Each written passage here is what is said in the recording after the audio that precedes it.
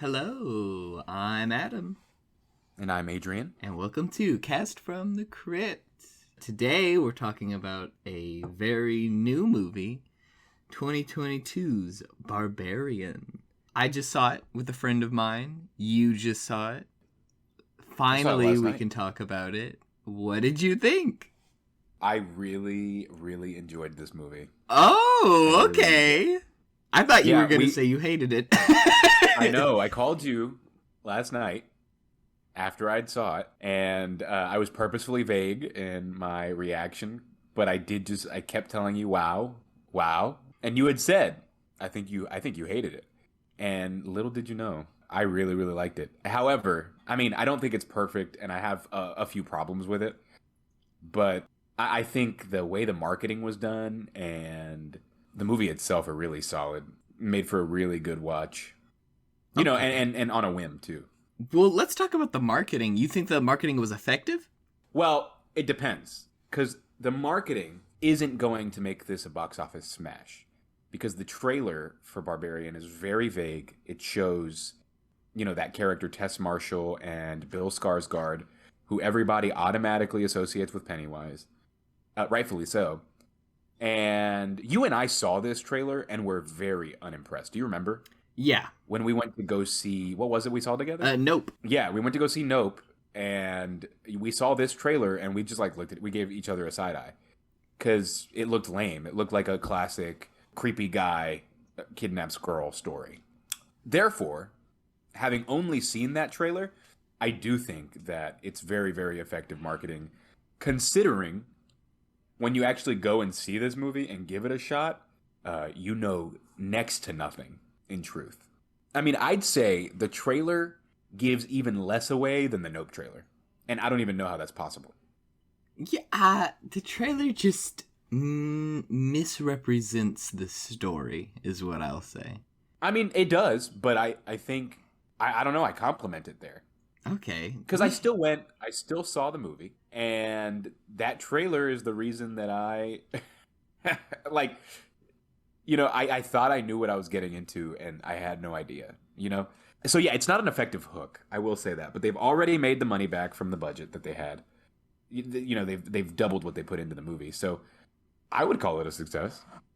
I guess so. There's some criticisms I have about it, but before I do, I would think now is a good time to address that we're going to get into some spoiler territory, and the best way I watched it and the best way you watched it, the way you should watch it, is to go in blind, know nothing. Yeah.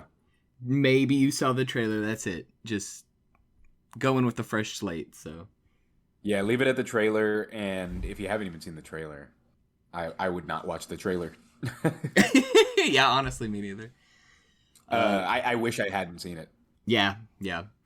But now I'm going to talk about why I didn't like this marketing. Okay. They sold this movie as, what if there was a kidnapper, I don't know, maybe it's like a horror story, maybe a slasher, maybe like an abduction horror that takes place in an Airbnb.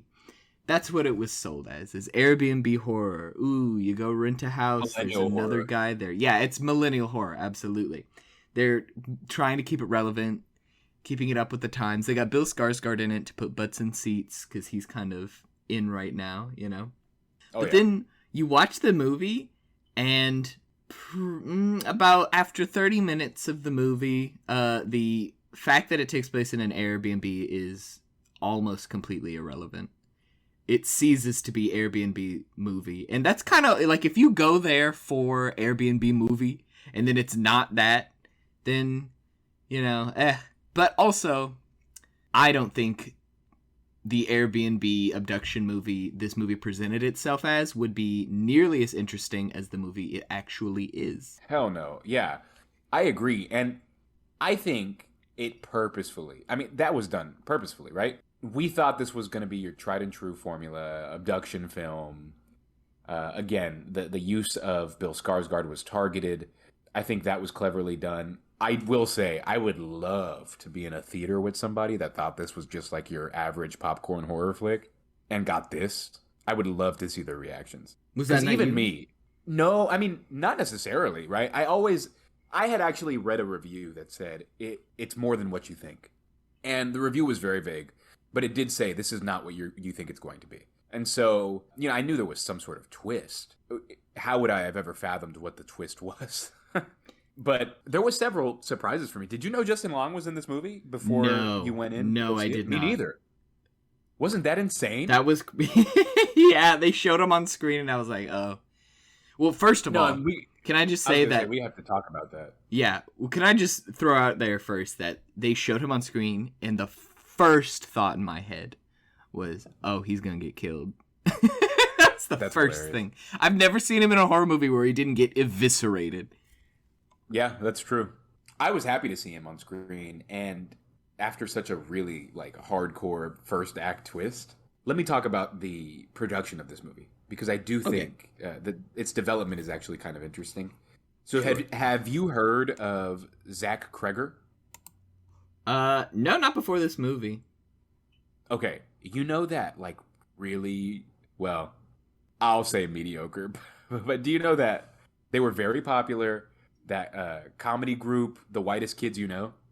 I heard of it, but kind of vaguely. They were like a sketch comedy group, and this guy was one of the founding members, Zach Cregger, and he's been in a few sitcoms, and he directed this movie called Miss March, which, if I'm remembering correctly, is an average semi-raunchy comedy movie from late 2000s. And that's this guy's filmography.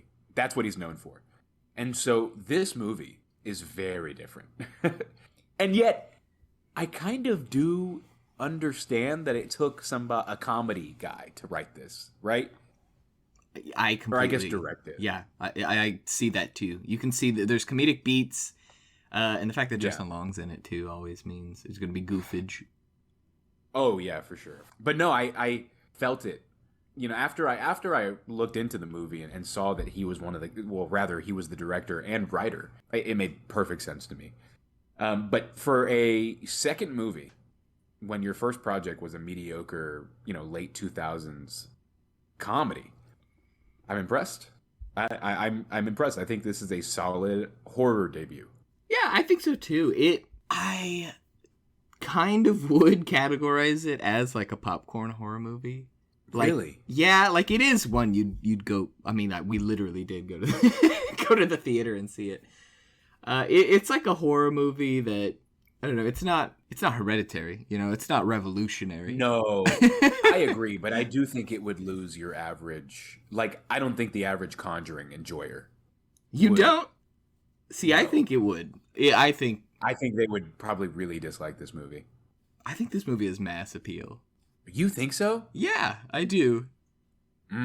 It seems pretty, just because there's a twist. No. There's not a twist. There is one of the most odd, movie twists I've seen in recent memory. The movie tonally takes a complete turn. I'll say it takes two really. Yeah, no, I agree. No, I agree. I agree wholeheartedly with that. And so I don't know. For me, this movie felt very much like Malignant. I can see that. It begins with that classic mass appeal formula, and then kind of flips it. Yeah, and it becomes campy and becomes kind of pulpy. Yes, exactly. It becomes B-movie towards the middle.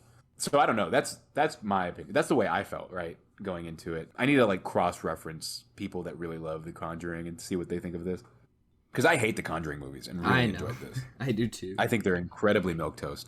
Going into this, I expected milquetoast, and I got more than that. I got more than milquetoast out of this. It was unique in many ways, but it was also, pulpy horror. Ooh, scary monster, No. Yeah, I agree with you there. She's got to escape, that classic setup. I guess we'll get into it. The opening of this movie, as we described it before, is very, very millennial horror. And what I mean by that is that this is appealing to... it's very clearly appealing to millennials. There's a woman, her name is Tess Marshall, and she books an Airbnb via the app in this really rough area in Detroit. She's trying to get a job. in like what my understanding was like downtown Detroit, in a very nice area. And so she's just staying here temporarily. That night, though, it's storming, it's raining. The conditions are uncomfortable. So A, she doesn't see the neighborhood around her, and B, she has no real knowledge of this place anyway. So she's having a really hard time getting into the lockbox, and she calls the property owner or property manager, I guess in this instance, but gets no answer. But she does see, when she goes back to her car, just as she's going to give up, a light flick on in the house.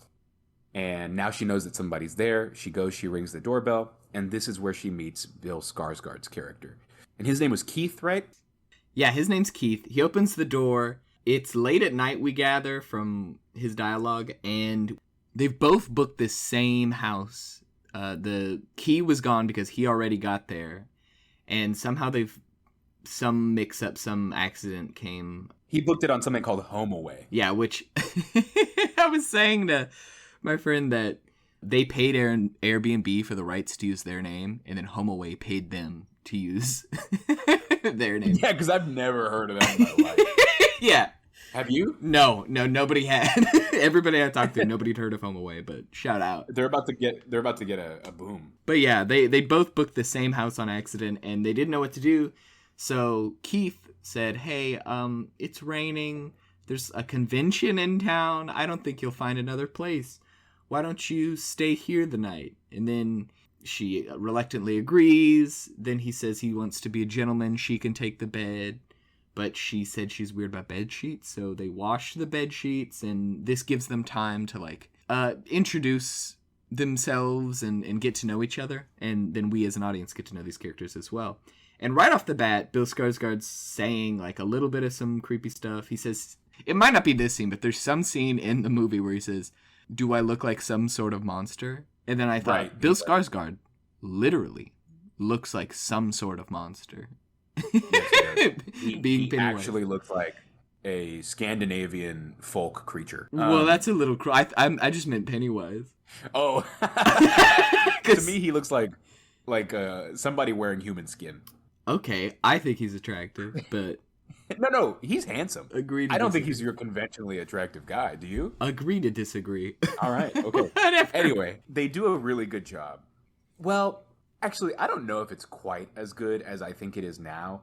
Because while I was watching the movie, I felt, oh, this is so obvious. They're going to make him a red herring of some sort. Whereas I know that some people are going to watch this and automatically assume, no, he's going to be the bad guy. He's going to be... Yeah, no matter what happens, they're not going to see past that. Because Bill Skarsgård is, he's got that unique look to him. He is physically imposing. He's much larger than Georgina Campbell, who's the actress that plays Tess Marshall. And so it's natural to assume, plus the dialogue, that he might be doing something nefarious. But they also do a pretty good job of having them connect and kind of be cute, too, later on at the end of the scene. And there's still that part of you that's like, is he going to do something crazy? The scene that comes to mind to me is just after they got the sheets and they've had some glasses of wine. That's the other really suspect thing he does, is he offers her wine. And you're like, why is he trying to get her drunk? But after they have some wine and they loosen up and she sees that he is a normal human being, he's making the bed and he covers himself in the sheets because he has this unconventional way of making the bed. It doesn't make much sense, but she's laughing at him. They're having a good time. And there is that one part where he's covered in the sheets and he says, come here, I need your help. And I thought, okay, this is how it's going to happen. He's going to put the sheets over her and I don't know. But it didn't happen. It didn't happen. They end the night on a positive note. And it is kind of a cute 10-ish, 15 minutes. Yeah. And they already started making him seem creepy. He's already there. And he has this awkward dialogue where he says I didn't open the wine because I didn't want you to think I was tampering with it, and kind of brings that up, which is oh, that's suspect that he would bring that up. That you would bring that up. They right. keep doing that throughout the rest of the movie that he's a part of, and all of that they almost overplay into him being the creepy guy. And you said, it's targeted. It's Bill Skarsgård. He's known for being Pennywise. He's already a horror monster. I knew he would, it was pretty obvious that he was a red herring pretty quickly into the movie. I thought so too. Yeah, and That is why the marketing kind of fails. Like, the marketing is Airbnb, Bill Skarsgård, monster. And you get there and you pretty quickly see through that.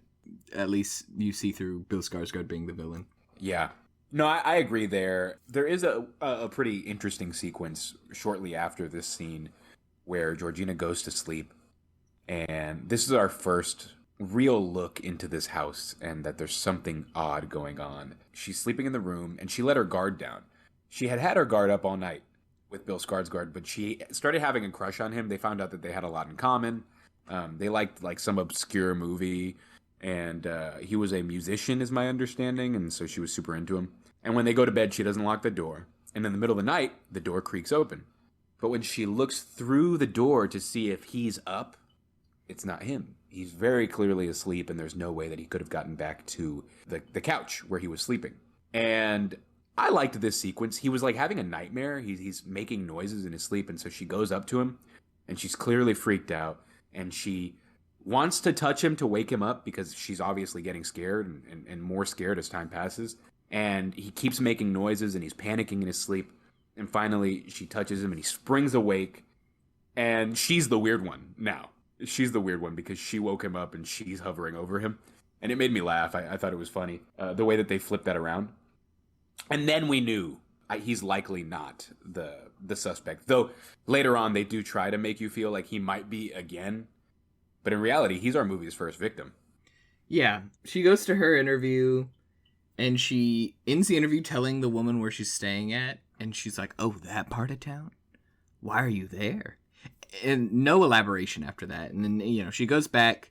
She gets locked in the basement. And while she's looking for a way to get out, she notices there's a rope coming out of the wall. So she pulls it, and a secret door opens. And she is very scared. She doesn't have her phone. She doesn't have her keys. She has no way to get out. So she doesn't even have a flashlight. And she does this pretty clever thing where she gets a mirror she finds and puts it on a chair at an angle so the light is pointing down this dark hallway so she can see how far it goes.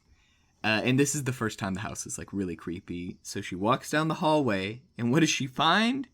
She finds a room with a bloody handprint on the wall, a derelict, gross mattress on a wire bed frame, and a bucket and a camera. It's like if you could put 3 creepy things in a tiny room to make that room look really scary, it would be those 3 objects. And so she ran away. This is where the movie, for me, got its first strike, because I did feel that this character was kind of stupid. I probably would have never gone to the basement by myself in an Airbnb.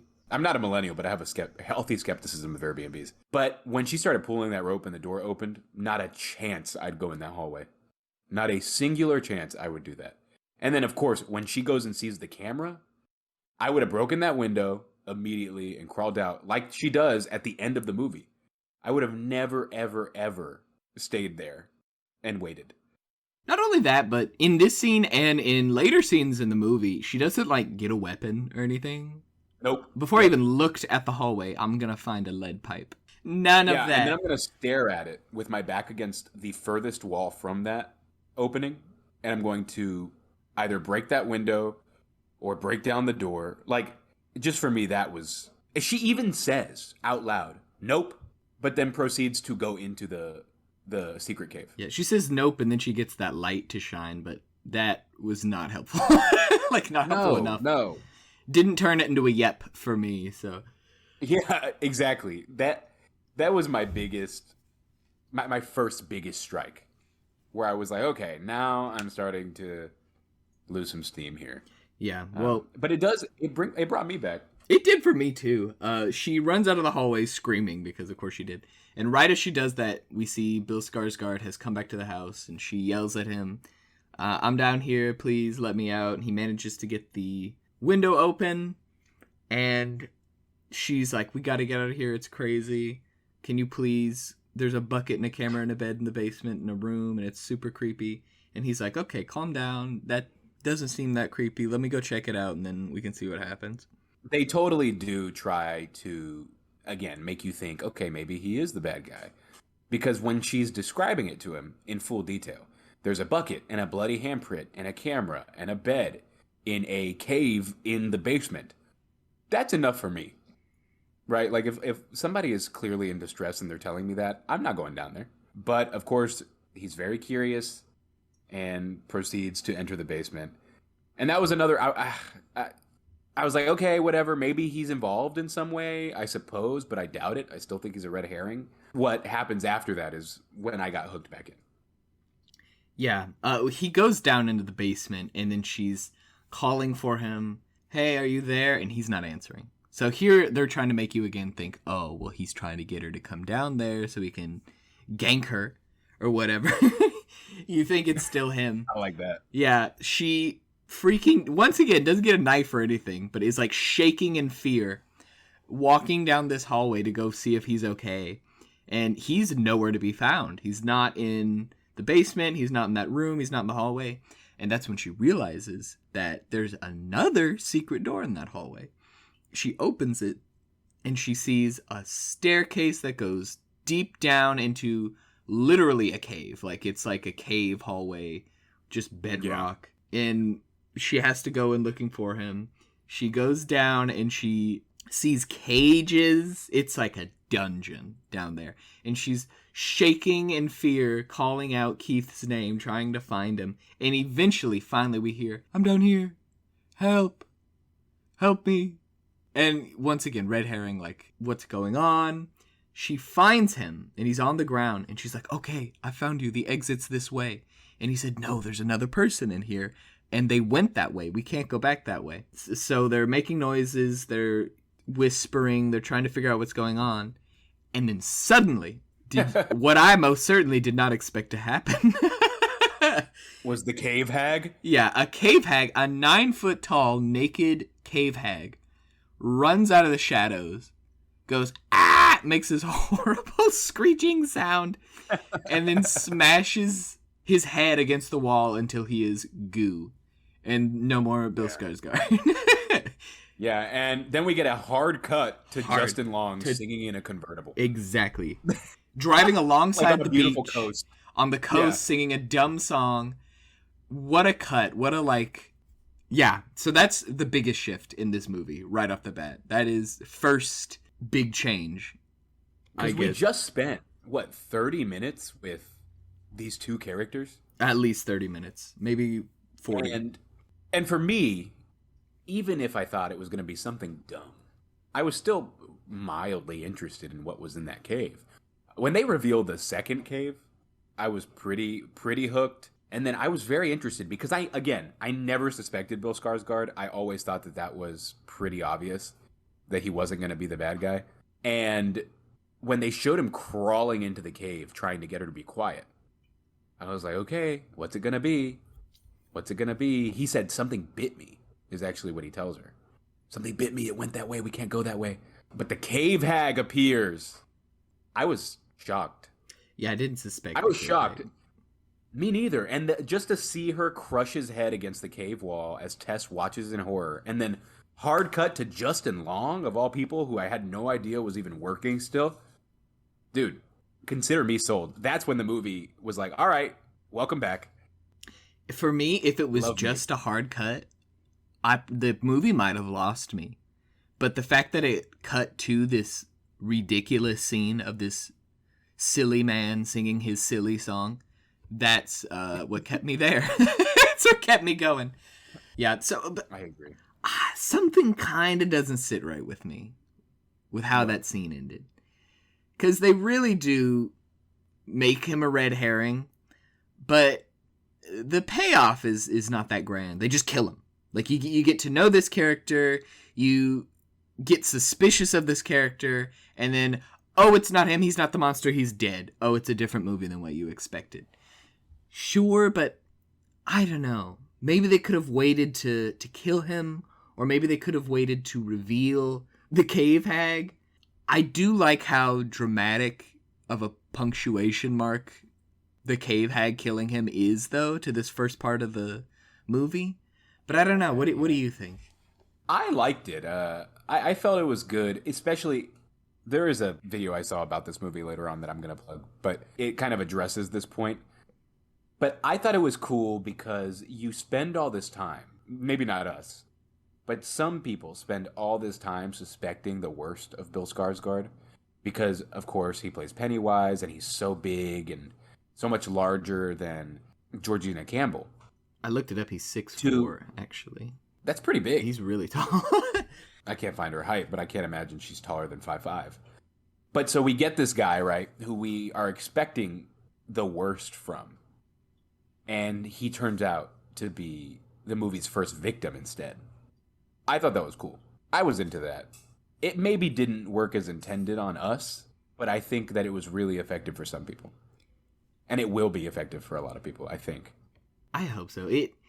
That really is the biggest problem, though, is you suspect it too easily. I think lots of people won't fall for it, you know? It is kind of obvious.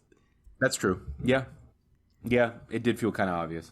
But, you know, and then also Cave Hag was like, I don't know, something about the design of the Cave Hag. Cave Hags are kind of done already. I don't know if you've seen Cave Hags around. I like that. Well, they kind of are. Like, this movie reads like a indie horror video game, is what it kind of is like. It's unsuspecting house, then you learn more and more secrets, you go further and further into a literal dungeon, it gets creepier and creepier, and then boom, there's a monster. Like, that's a formula for name an indie horror game. That's like, and then the fact that there's like deformed monster people is also kind of common in that scene. So I don't know, it was kind of, I ended up really liking the Cave Hag after a while, but it's also not like the most original monster. I agree with you there. It's funny you mentioned the video game thing, because I read after watching this movie last night, you can imagine I went on a rabbit hole, just binged a bunch of content about it. I guess I should have. But I I read a review that said this is the best Resident Evil movie they've ever made. Yeah. And it made me laugh because, yeah, that's fair. Pretty funny. But so here it is. Much like Malignant, I like the Cave Hag, especially done in a modern urban setting, because you never, of course, nobody would have predicted there's going to be a Cave Hag below this house, this Detroit house. I'd be shocked if anybody could say, saw that coming. Not only is it just a suburban home, it's a suburban Airbnb. And the fact that it's an Airbnb makes it seem even more unsuspecting and like, right. Surely there's no nefariousness. But for me, I didn't think it was excellent or, you know, incredibly well done. I didn't think, oh, they really, you know, that creature design was flawless. For me, the reason the movie roped me in after that was because it was a curveball. Like, there was no way I would have ever predicted that. I was grateful to the movie for spicing it up. So it's not necessarily that I, like, love the inclusion of the Cave Hag or even love the lore behind the Cave Hag. I just, by the way, she's credited as the mother, the creature. That's fair. Yeah, but I like what she represented in that moment. And it was just the epitome of the unexpected. Yeah. In this movie. Yeah, that's aptly put. I guess, would you like to move on and talk about Justin Long? Hard cut to Justin Long, who is driving alongside the beach, singing a song about killing snakes, when he gets a phone call. And through that phone call, we learned that he had recently pitched and gotten a sitcom that he wrote picked up, but they are now dropping him because a co-star on that show, or a star on that show, I should say, alleged sexual assault. And he immediately takes exception to this. We get a montage of him going to his accountant, and they're talking through how many assets he's going to have to liquidate in order to actually pay for all the legal cases that are about to take place. And he's rattling off. He's calling her obscene things because he's angry, and he stops a few times to say, "Of course I didn't do this," to the accountant. And just before the accountant actually lets him know that he's no longer going to have him as a client, he is told that the only way he's going to be able to pay for all of this stuff is he's going to have to sell his Michigan properties. And at this point, we know that house was in Detroit. So we are left knowing that property is probably his. The way they do this initial sequence is pretty funny. It's Justin Long already, so it's pretty Yeah. I mean, considering it's pretty lighthearted, all things considered. When he gets the phone call telling him that they're gonna drop him, he answers it and he's like, "Hey guys," and everybody in the room's like, "Hey AJ, what's up?" And then the phone call ends with them saying, "We're actually dropping you because you have sexual assault alleged against you." And like the turn it takes from that, the beginning of the phone call to the end of the phone call, is wild and absurd. And yeah, that's true. They totally do go like, "What's up?" at the same time. Just before dropping that on him. So then the rest of these sequences of him kind of trying to deal with the fallout of that, they remain pretty objective. They don't really, say what's going on. They just show him going through the motions. They show him getting to Detroit. More people are calling him. He's just got so many different people calling him, telling him, "Oh, you should do this. Oh, you shouldn't have done that. Oh, you need to do this." His lawyer calls him. Right. He says, "Don't call the woman. Don't apologize to her. Don't do this. Oh, you're in Michigan. You shouldn't have left the state." Just all this stuff. And he's like clearly was literally on a cloud breezing through life and is now like so stressed. So many people are telling him to do stuff, and he's clearly freaking out. So he goes to Detroit. He goes to this house. He sees the belongings of Keith and Tess, and he thinks, "Who's in my house?" He calls the agency, that books the Airbnb. And they tell him that nobody has checked in. So they don't have record of either Tess or Keith going to this Airbnb. Very mysterious. And he's angry because clearly someone's there. He doesn't find anyone, though, so he just kind of says screw it and sleeps in the house anyway. He gets a phone call from a friend, and they go to a bar. So we cut from, the beach, we cut to the financier's office, to him driving, to now we cut to him in the house. Then finally we cut to him drunk at a bar with his friend. And the whole camera is very objective, just showing what's going on. You don't really get a good feel for what kind of a person this guy is. He's easygoing, clearly, but other than that, you don't really know. Yeah. When this scene is introduced of him at the bar with his friend, that is when they make him seem like the biggest chud in the world. And I think it's so funny. Yeah, it's very objective, very well, whatever. And then, bam, actually, he's an asshole. Yeah, the way he describes the interaction to his buddy is less than comforting. Yeah, he more or less just admits to it. And he's like, "Well, that's not how it went down. It's just, Yeah. So you pretty much know who you've got here at this point. And they let you know within 20 minutes of meeting the character, which is, you juxtapose that with Keith's character, where we were kind of in the dark the whole time until the very end of his character. I thought that was interesting, and we do spend a lot longer with AJ than we ever did with Keith, but we spend more time with him knowing what kind of person he probably is because of that bar scene. It's very reminiscent of the Me Too era. He gets a article written about him by what was it, the New York Post or something, and it drops and he's reacting to it. They're clearly trying to make you think of the Me Too movement, but they go beyond that. They show him by himself in a home. They show him talking to a buddy at a loud nightclub where he doesn't think anybody can hear them. And I thought that was clever. For example, this is such a small moment, but there's that shot where he's looking through Tess and Keith's stuff, and he finds her laptop, and instead of closing it and putting it on the ground, he opens it, can't get into it to figure out who she is, and he just throws it across the room. And no human does that, right? Surely not. But it's these little glimpses into his character. Or a more on-the-nose way they do this later on is he's obviously pissed off because somebody has been at that home, and his property managers are clearly not doing a very good job seeing who is there. He even tells her that, and then she hangs up because he's being super rude and obscene. And instead of looking into this further, he goes into the basement, finds the secret room, finds the cave, and instead of freaking out, calling the police, he doesn't even notice the bed, the camera, the bucket. He doesn't even notice that there's a cave dug into the ground for obviously some nefarious reason. He gets a tape measure out, And we get this really hard cut, very funny beat of him Googling, can you list basements as extra square footage when selling a home? And that's actually how he ends up getting trapped in the cave. He starts measuring the place so that he can get the most value out of the house he's trying to sell. And I thought that was great. These small glimpses into this character that we are going to spend over an hour with. Yeah, and it, like I said, very good comedic beats. This is how you can tell that maybe this is why I believed you when you said the director was a comedy writer at one point. Yeah. He, my first instinct if I saw a cave in my basement was, I think, nefarious hooligans have dug a tunnel into my home, and who knows what they're doing. If I found a bucket room with a camera, I think I'd piss myself. If I found a bucket room, I'd have to use the bucket immediately. I would freak.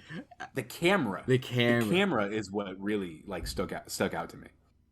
It's ominous. It's suggestive. Yeah, absolutely.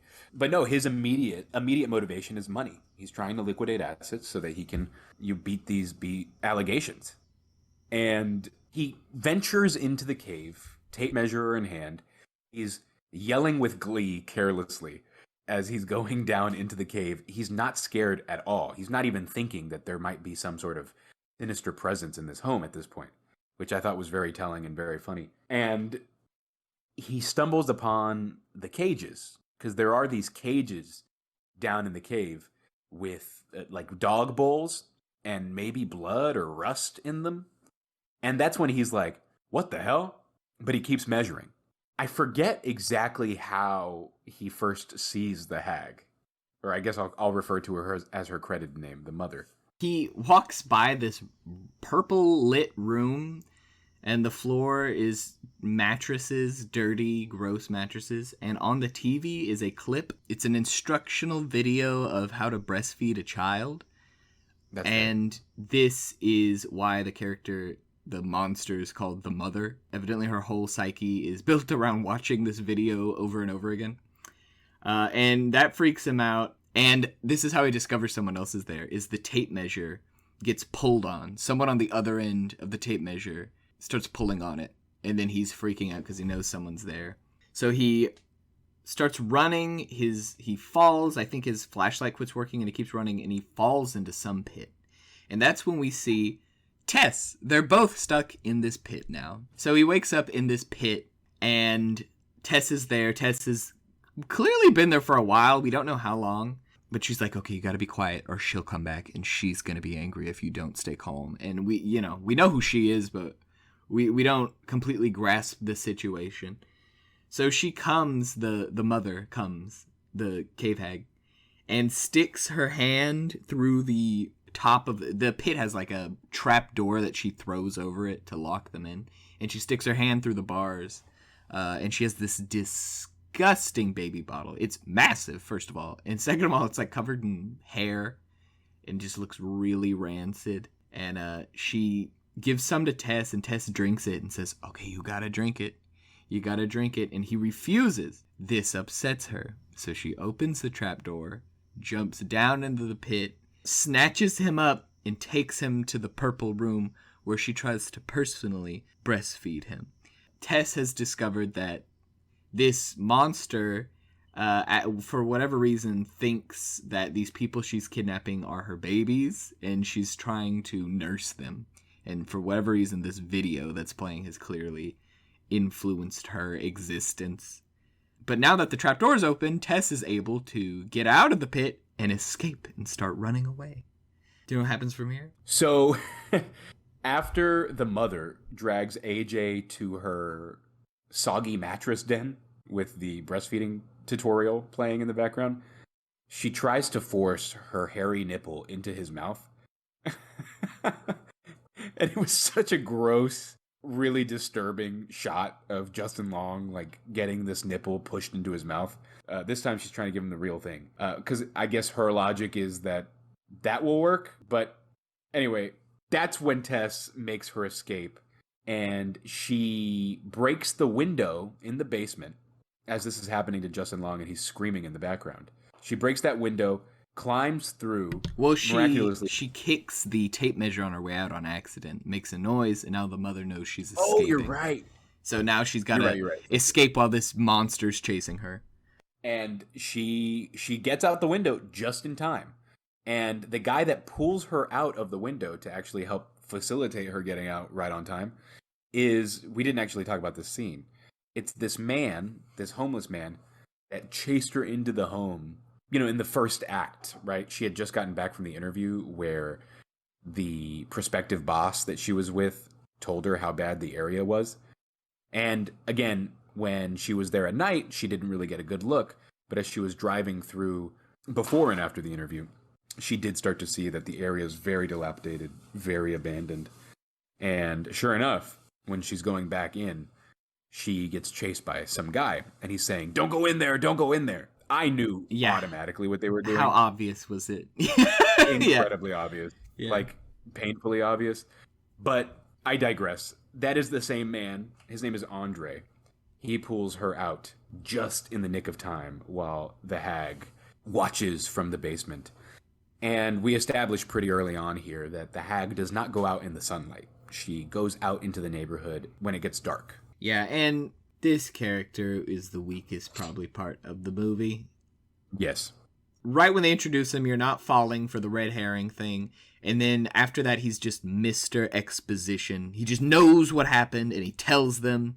They don't explain why he's just some homeless man. I don't know why he would know about kidnappings and murders that take place in this house that nobody else knows about. They don't show him at any other point in the movie. But whatever. I think it's after this scene, or maybe before this scene. I think it's just after she escapes, though. It's just after she escapes we get the Frank flashback. Yes. So this is like another big shift in this movie. And this was probably my favorite shift. I really didn't suspect it. Suddenly, we see a man in a car, and we follow this man throughout his day.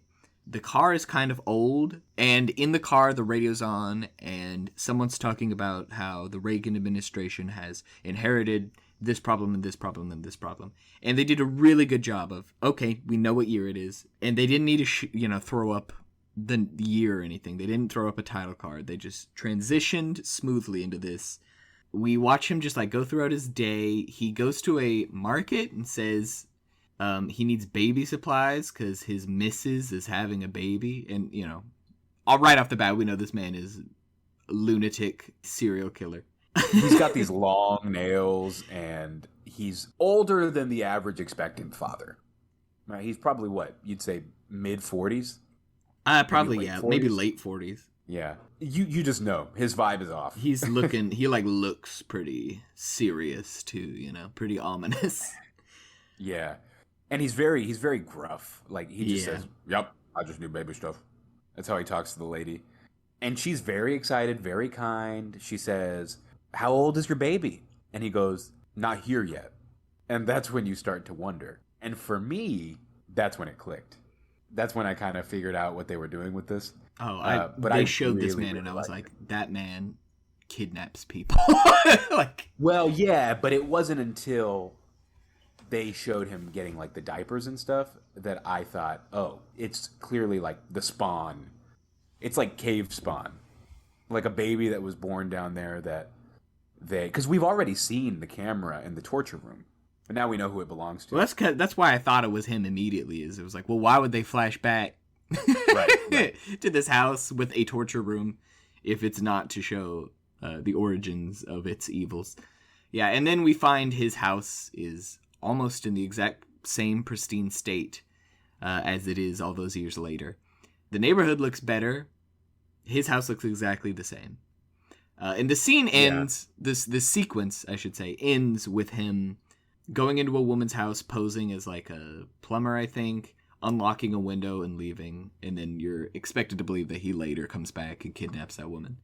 Yeah, he follows her out of the store he was just in. Yeah. He watches her for a while. And then, as he goes back to his own house, his neighbor says, "Hey, Frank, we're moving. The neighborhood's going to hell.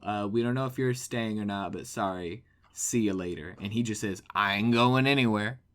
Now we know. Okay, this is how the house started. And Andre, who pulled Tess out of the house earlier said that she, referring to the mother, ain't the worst thing in there. So now I'm to think, okay, well, this guy is in there being evil. Right. So cut back to Justin Long. The mother has chased after Tess, leaving him alone in that room. So now he will try to escape. He can't go towards the exit because that's the direction she ran off in. So he runs in the only other direction, into the unknown, past the trapdoor, into this bizarre tunnel system. And he comes to a door as the mother returns and chases him. We see her shape enter the frame, just barely visible, and then recede back into the shadow. She isn't going to come get him, and she refuses to go to that door for some reason. So he's safe.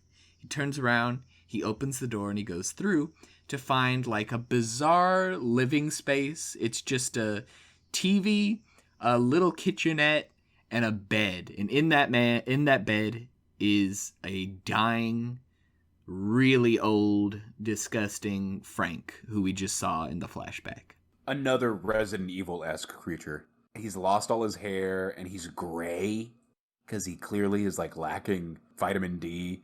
And he has this putrid cough, this asbestos cough that he's developed. He's just this like, shell of a man. And AJ, of course, is in there, and he's trying to communicate with Frank. Frank cannot talk. He is coughing and, is in a near vegetative state. And that's when AJ gets him a glass of water, and Frank is trying to communicate with him. And AJ is of course, getting frustrated because Frank is nonverbal at this point. And he's saying, I don't know what you want, man. I don't know what you want. And he turns around looking for whatever Frank may need, may want. And that's when he sees his collection of tapes that are in this room. And the tapes are labeled all sorts of things. All sorts of different types of women. Puker, gas station redhead, you name it, right? There's tens of tapes on this shelf. And there's one hanging in the VHS tray. And when AJ pushes it in, he watches it in horror and disgust, takes it out, turns around to Frank, and starts screaming at him. How could you do this? While AJ had his back turned, Frank pulled out a revolver from his drawer. Kind of a last-ditch effort. Like, you could tell he really mustered up all his strength to reach for that drawer. And instead of holding the gun up at AJ and pulling the trigger, in what I felt was another rather predictable move, Frank puts it to his head and kills himself in front of AJ. And we get this great shot of Justin Long watching in horror as, like, the light from the muzzle flare lights up his face in the dark. It was a cool shot. Not necessarily my favorite sequence. I thought, him killing himself was obviously kind of predictable. But I have reason to believe that this was done on purpose. And I'll tell you a little bit about that later. But what did you think? Well, I thought it was, at first, kind of a good comedic beat at the same time of it being horrifying, because it is, like, continuing the mystery of this Resident Evil house. You find this horrible creature of an old man in the basement. Why would he be there? Why in any world would he be there? Unless it's because he was part of the evil that is this basement. And AJ comes in and he's like, oh yeah, well, the cops are about to be swarming this place. I'm going to get us out of here, man. Like, I don't know why he would think he's also a prisoner. I think the reason he kills himself is because AJ told him that cops were coming. That's, in my headcanon, why. Well, okay. If I may. Sure.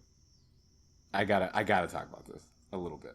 I stumbled upon this very small channel on YouTube that covered this movie. It was called, the name is Lucas Blue. I think it might read into it a little much, and I'm not going to do the video justice wrapping it up here, but he says he did a lot of research, and it kind of shows, and he might be reading too much into it, but I'm here for the analysis. So, in the first act, right, we have Bill Skarsgård's character, but again, folks will automatically, especially from the trailer, assume his guilt. They will assume that because he is so big and so imposing, he is going to be the villain. And then in the second act of the movie, we meet Justin Long, who is a very lovable actor. My understanding is he has a very popular podcast that people listen to. He's been in mostly comedies and rom-coms. He's done some horror here and there, but he's never really the bad guy in those movies. And in the beginning of the movie, before he goes and he talks at the bar with his buddy, you want to assume his innocence because they're playing up the fact that he's Justin Long and you like Justin Long, the actor. And so you want to assume his innocence when he gets this news that somebody alleged these sexual assault allegations against him. This, of course, we learn later on, shortly after, that you know what they say about assuming, right? That you probably shouldn't have assumed his innocence. And then in the third act, AJ meets Frank. And he watches those tapes, and he watches in disgust and assumes Frank's innocence before watching those tapes, right?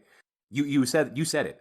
Why would he assume this man in this cave is just some like prisoner?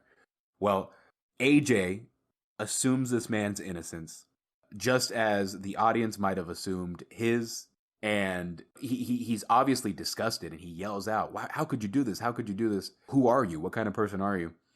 And then he still tries to stop Frank from shooting himself at the end. And the video kind of said that, and it said it much more eloquently than I could. It said that AJ saw a little bit of himself in Frank, and that's why he like went, no, when he was going to pull the trigger. And Frank maybe saw what he once was in AJ. I thought it was nice, the breakdown of the 3 acts and the analysis of both the audience perspective and the character perspective. Again, I think it's like a 17-minute video that I'm certainly not doing justice in these 2 minutes. But it made me think about that finale, because I also was like, why would he just assume this guy's innocence, right? Like, why would he assume this guy has nothing to do with this when he's clearly been living here for a very long time? And that kind of made my synapses fire. Yeah, I mean, I guess like the irony is he's yelling like, how could you do this to these women when at the same time, right? Of course not to this extreme, but also is abusing women. Yeah. I'll have to give that video a watch.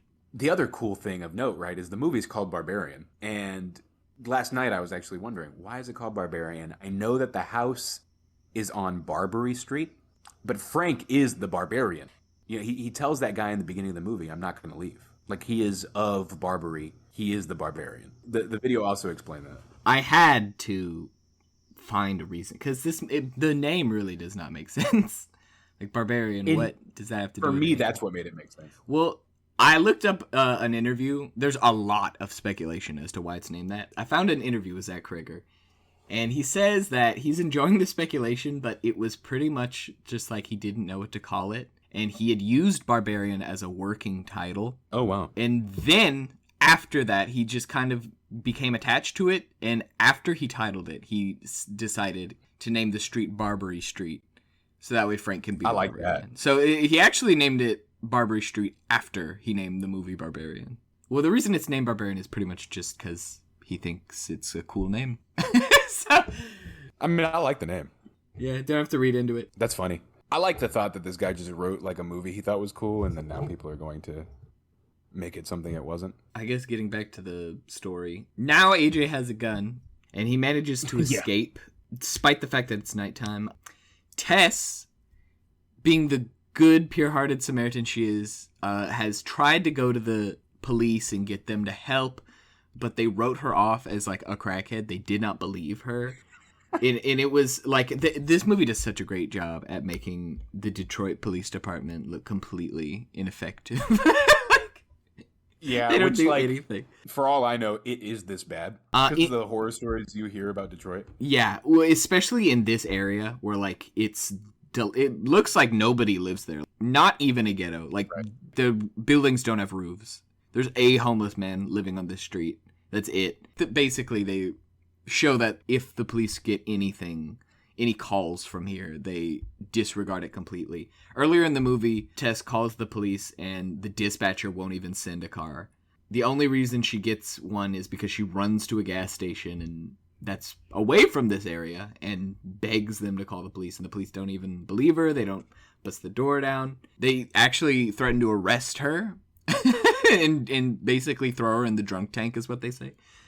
Yeah. So the police are ineffective. The only one who can save AJ, in Tess's mind, is Tess.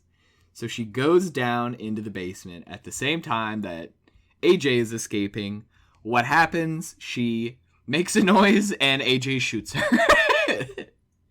I'm sorry, strike 2 for AJ. Strike 2 for AJ. Fortunately, he doesn't kill her. He rushes to help her, picks her up, and they do make it out. She passed out.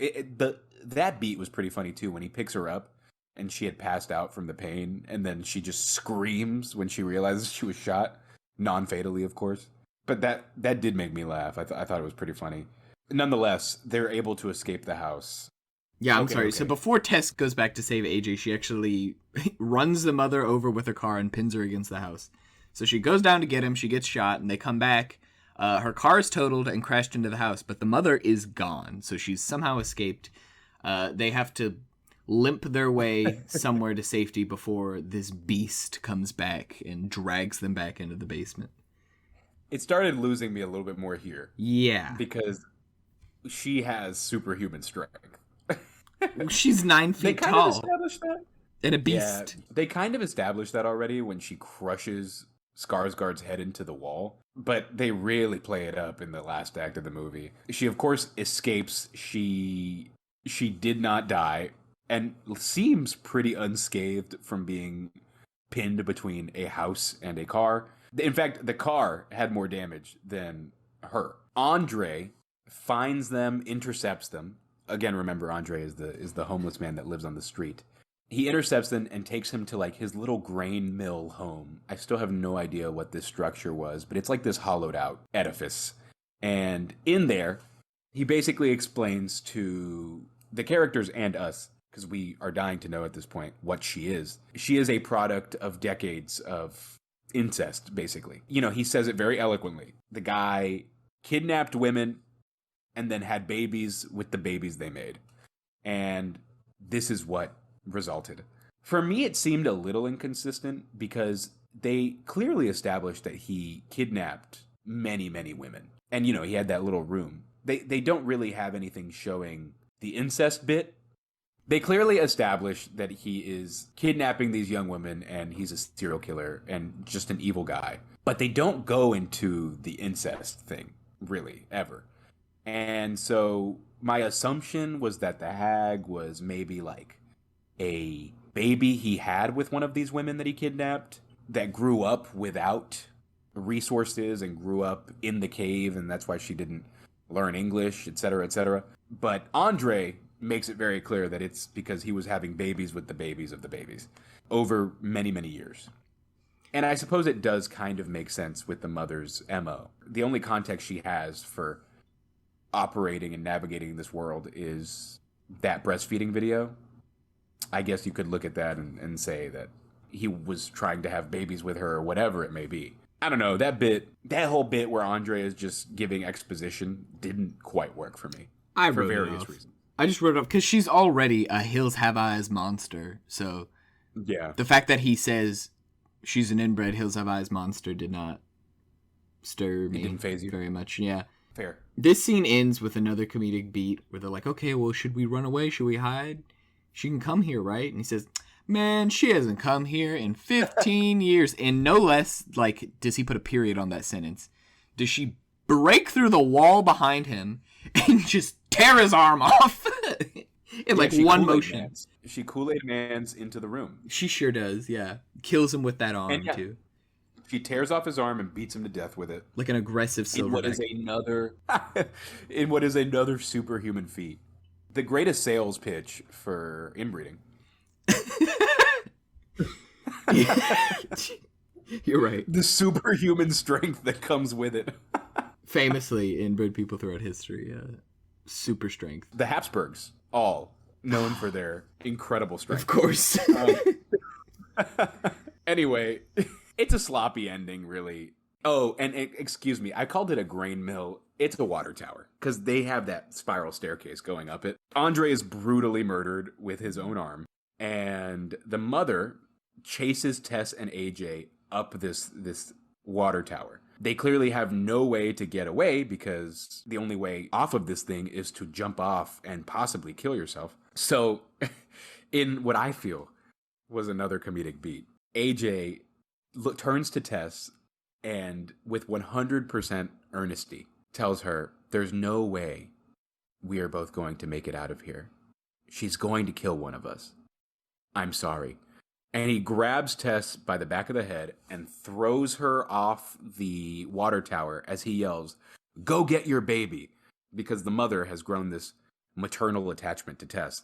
And we get this very, very funny slow motion shot of the mother, breasts out, jumping down to save Tess. And we get this shot of AJ looking at both of them on the ground, splattered.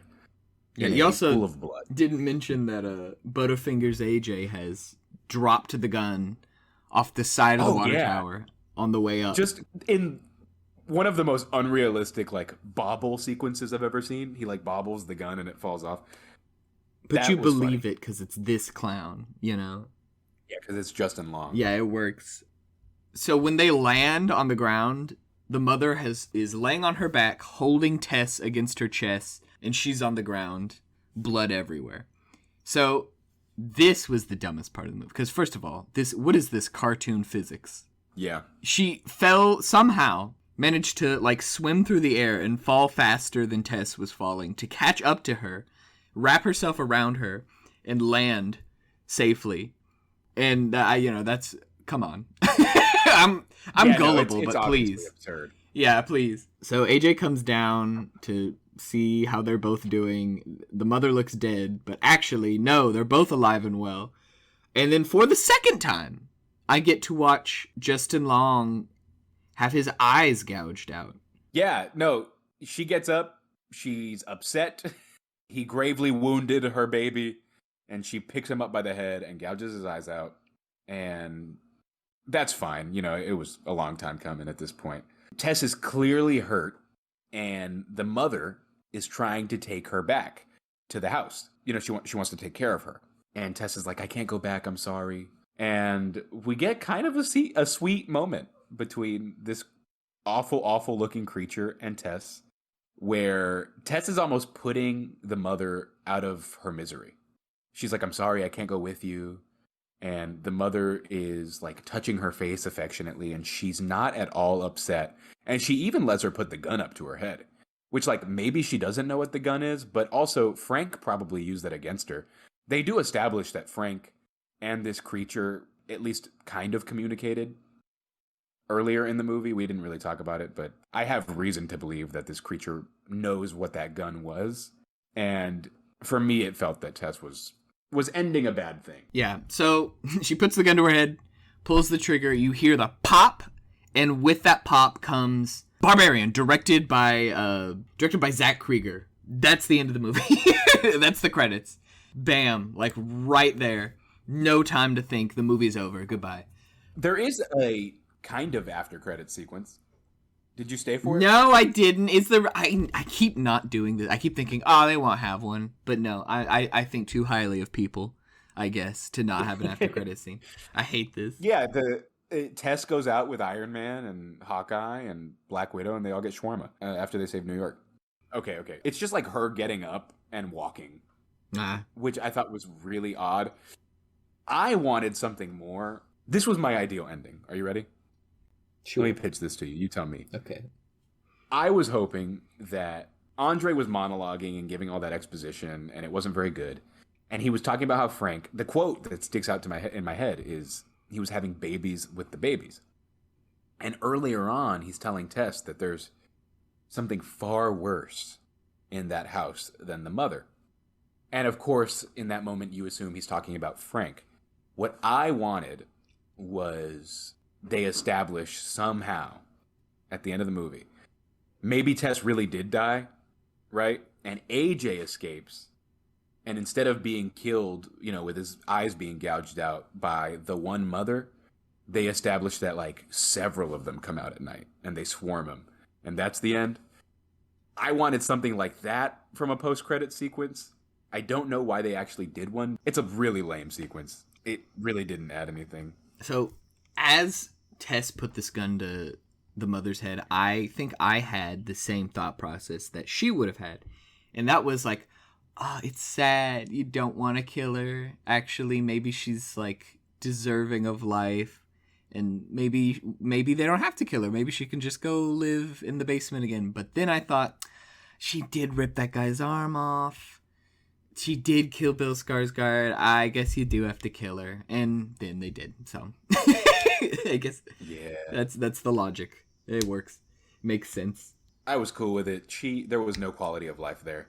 Yeah. So now that we've described the whole movie, here are the problems I have. Now, I don't think largely this movie is overhyped, but it kind of was really talked up to me.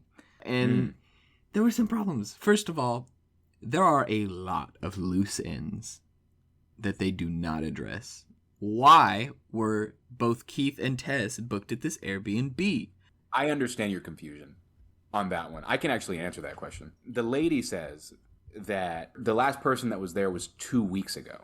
So the lady did mistakenly double book 2 people. But Tess was there for about 2 weeks. And like she does say, yeah, because AJ says, well, a maid didn't come and clear the stuff.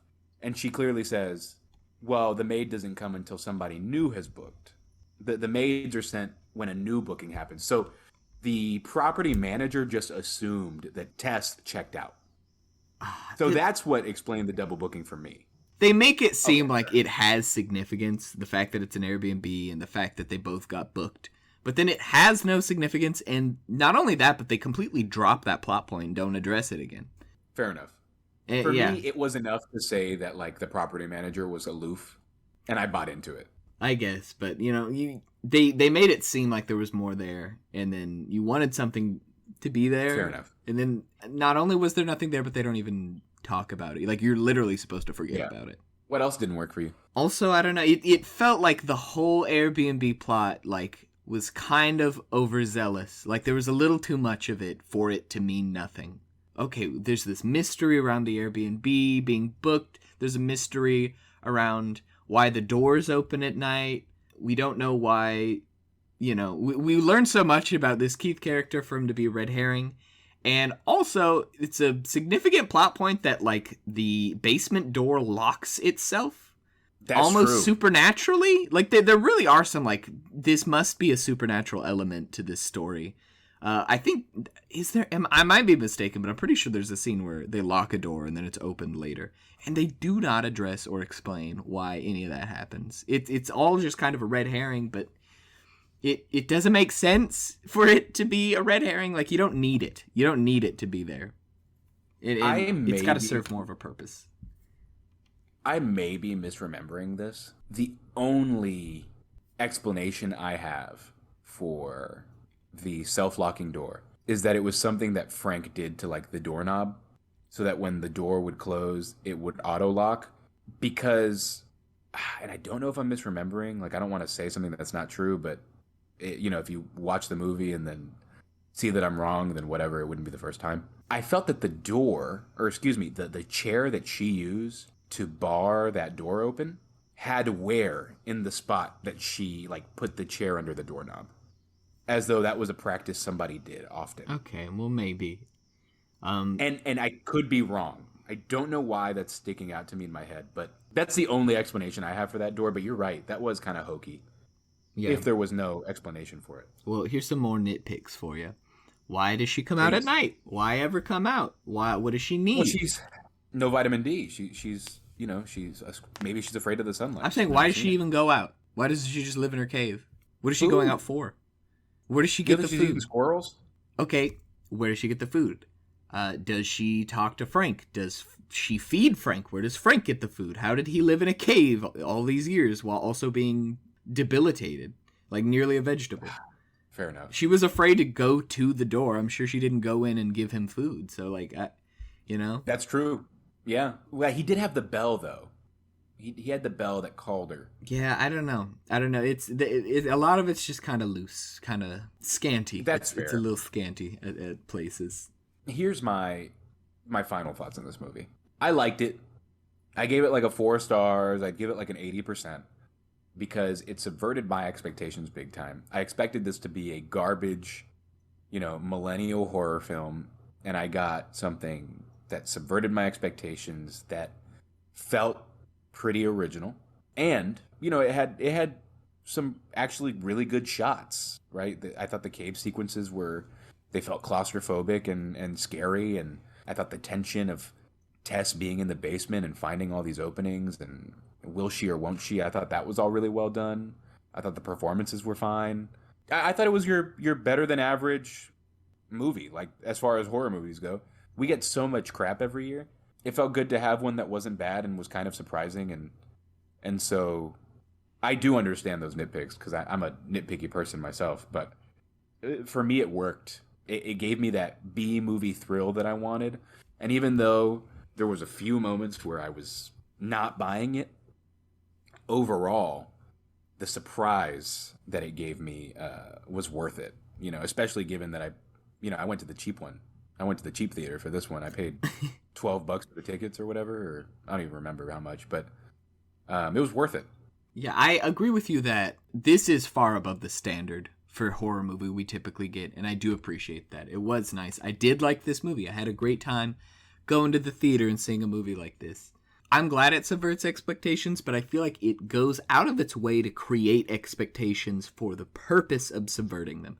And that just makes it kind of a waste of time. Like, if it has no significance on the story, then it's a weaker story for including it. Fair enough. All right, that's where we leave it. I think. Thank you. I like it. Hard cut to Justin Long. Hard cut to Justin Long. Thank you for watching this movie and talking about it with me. No, I'm really glad we got to do this one. This was a more spontaneous review. Yeah, for us. Yeah. I'm glad you liked it too. Yeah, me too. The truth, like, as much as we love horror movies, is it not fair to say that, like, most of them are not impressive? Yeah, sadly. It's just so much gets churned out of the machine that they're not all going to be winners. Right. And I know we disagreed earlier on, like, whether or not this would be popular with most audiences or, if it would have commercial success. But maybe the answer is that there's a little bit of everything in this one for somebody, right? Yeah. There's that commercial stuff. There's that B-movie, horror movie lover stuff. Maybe that's what it is. I think it is already. If it's made its money back already and it's still not even done with its theatrical release, then I think it's safe to say that audiences largely do enjoy this movie. Fair enough. Yeah. Thank you and goodbye.